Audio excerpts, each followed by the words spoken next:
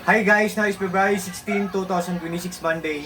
Guys, sa video kong to, i-flex ko tong t-shirt ko na dry fit. Ang accent niya or design niya is Paris. Oh, Paris. Oh, ang ganda ng quality guys. Oh, stretchable siya. Shiny ang cotton niya. Shiny ang cotton niya. Tapos, dry fit siya. Guys, believe me or not guys, easy to use, easy to wear, and easy to wash. What I mean po, kung laban natin to for just only a few hours lang guys, madadry na kahit walang init kasi kahit hangin lang guys, madadry siya. Ang daming fireworks dito sa amin ngayon guys. Oh, Paris. Ito guys, oh.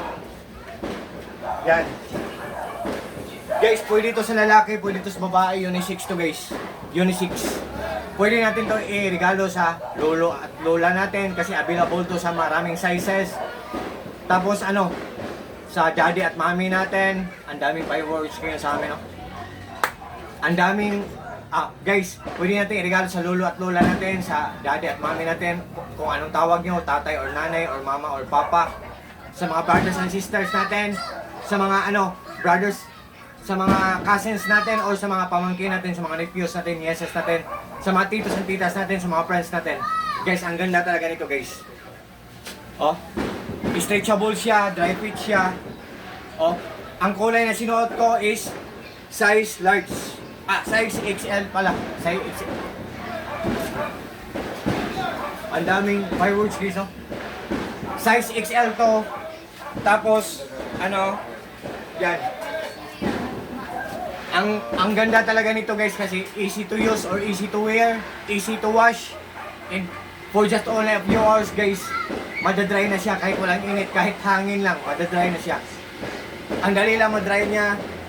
Tapos ang price niya 98 pesos, sometimes magiging 97 pesos kung isa lang ang bibilhin natin guys. May shipping na 55 pesos.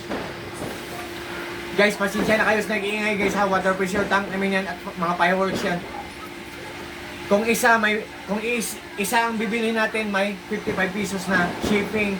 Kung tatlo ang bibili natin, may free shipping.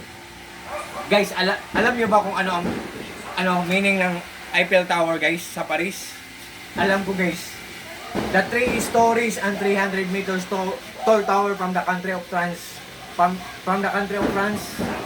In the city of Paris, which we also known as the city of love. Paris. Eiffel Tower, Paris. Yan. Guys, sa lahat po ng mga friends ko dyan, thank you so much sa trust and support. God bless sa ating lahat. Tingnan nyo sa link ko guys ha. Pangmura lang ito. God bless us all guys, and that's all. Thank you so much.